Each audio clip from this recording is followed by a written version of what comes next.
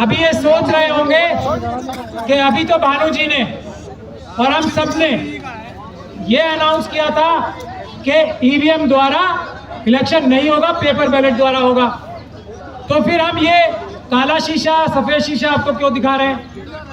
ये तो हमारे साथ बड़ा फ्रॉड हो सकता है। इलेक्शन कमीशन या प्रधानमंत्री नरेंद्र मोदी जी ये बोल सकते हैं कि चलिए हम काला शीशा लगा के हटा देते हैं, सफेद शीशा लगा देते हैं।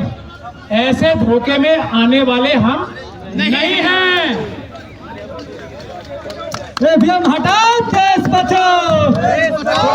सुन लीजिए ईवीएम हटाओ, देश बचाओ। मैंने डेमोन्स्ट्रेशन यहाँ पे इसलिए कराई थी क्योंकि एक फिल्म आई थी, एक था नटवर लाल। देखिए कितनी महत्वपूर्ण बात मैं आपको बता रहा हूं। सुप्रीम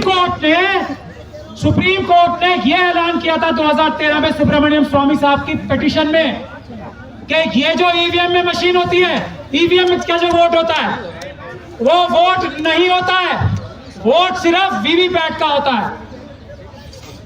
वीवीपैट से ही वोट गिना जाता है। कोर्ट ने यह डिक्लेयर कर दिया कि वोट सिर्फ वीवीपैट का वोट होता है और कोई वोट ही नहीं होता। ये भारत देश का कानून है। तो किसी नटवर लाल ने 2014 के बाद, आप सब लोग अंदाजा लगा ले कौन नटवर लाल था वो। ये 2014 और 15 के बाद से स्कीम हुई है काले शीशे की। ये नटवर लाल वाला काम, ये अपराध 2014 और 15 के बाद जो लोग शुरू कर सकते हैं, ईवीएम द्वारा वोट करने से, वीवीपैट द्वारा वोट करने से, ये एक तरीका हमने आपको दिखाया कैसी प्लानिंग करके चोरी की। ऐसे हजारों तरीके और हैं। इसीलिए किसी भी हालत में, किसी भी कीमत पे इलेक्शन होगा तो सिर्फ पेपर बैलेट से होगा। ये फ्रॉड हम नहीं होने देंगे। ये इलेक्शन कमीशन है जिसने एक काला शीशा लगाने की साजिश की। कौन सा इलेक्शन कमीशन था वो अपराधी है। और उसकी अपराधी जो प्रोटेक्शन है ना, धारा 324 में, आर्टिकल 324 में, वो अब खत्म हो चुकी है। तैयार हो जाए वो इलेक्शन कमिश्नर जिन्होंने ये काला शीशा लगाया था फ्रॉड करने के लिए, वो तैयार हो जाए, उनके खिलाफ मुकदमा दर्ज कराया जाएगा। पहले अभी आप देख लीजिए, ऐसे हम बेवकूफ नहीं हैं। एक हम बचपन से नारा लगाते आए हर इलेक्शन में, मोहर लगेगी किसी भी जगह, वो नाम नहीं लेना है, मोहर लगेगी की जगह बटन दबाओ।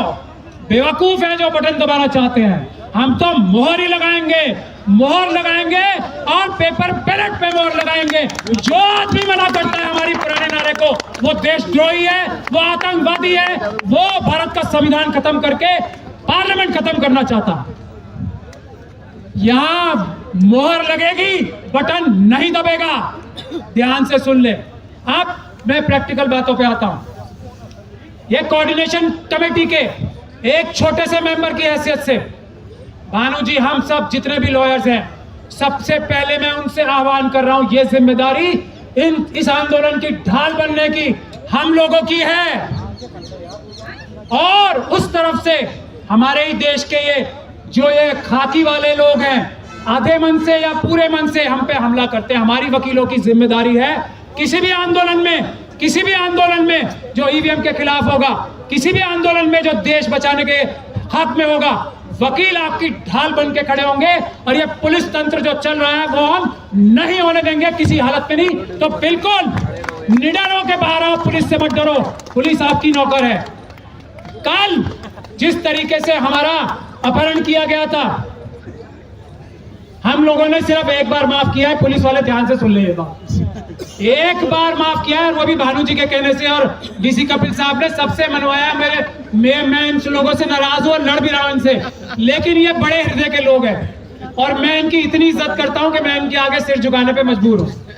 एक ही बार पुलिस वाले सुन ले। कल जो हमारा अपहरण किया था ना, एफआईआर में दर्ज करा था मैंने, जामा मस्जिद वाली एफआईआर करानी है जैसे मुझे अपडेट किया था ना, तो ध्यान से सुन ले। नौकरों का काम है संविधान के हिसाब से काम करना। ये जो आपने बैरियर लगा रखे हैं ना, भानु जी ने जब ये गारंटी दे दी, ये किस लिए बैरियर लगाए यहाँ पे, अगली बार से बैरियर ना मिले हमें। ध्यान से सुन ले ये बात। ये खैर संवैधानिक खैर कानूनी काम है जो ये बैरियर लगा रखे हैं। हम इन बैरियरों से नहीं डरते हैं। हम संविधान के रक्षक हैं। हम इन बैरियर की वजह से यहाँ नहीं रुके हुए हैं। ध्यान से सुन लें, अमित शाह साहब भी और बाकी सब भी लोग, हम इसलिए रुके हैं क्योंकि हम देश में हम नहीं चाहते कानून व्यवस्था टूटे। इसका यह मतलब नहीं है नौकर हमारे सर पर चढ़ के नाचेंगे। हम देश के मालिक हैं, देश की जनता है। पुलिस को हमारी रक्षा करनी है, हमारा अपहरण नहीं करना है, हम पे डंडे नहीं चलाने हैं, तब जब तक हम संविधान के रास्ते पे चल के पीसफुल प्रोटेस्ट कर रहे हैं। पहली चीज मैं ये बता रहा हूं और ये सबसे बड़ी जरूरत है इस आंदोलन को आगे ले जाने की। हम वकील लोग जिम्मेदारी लेते हैं कि पुलिस आपको तंग नहीं करेगी। पूरे देश में आंदोलन करने के लिए हम जिम्मेदारी लेते हैं।